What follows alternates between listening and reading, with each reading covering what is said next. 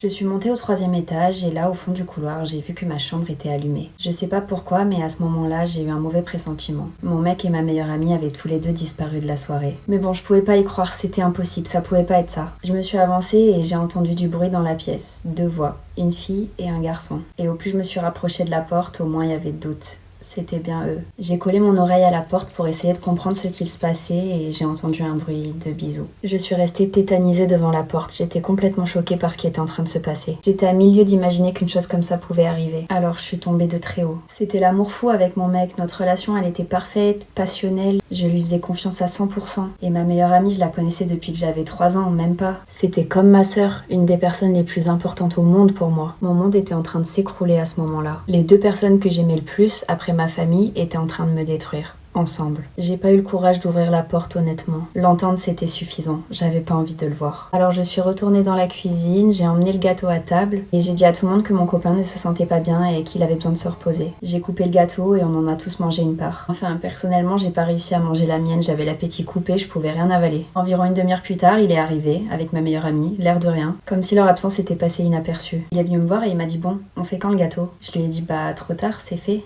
Il s'est énervé et il m'a dit mais vous mangez mon gâteau d'anniversaire sans moi, tu pouvais pas me prévenir. Je lui ai dit ah si, j'ai essayé de te prévenir mais t'avais disparu. Il est devenu tout rouge, il a détourné le regard et il a dit bon bah on passe au cadeau alors.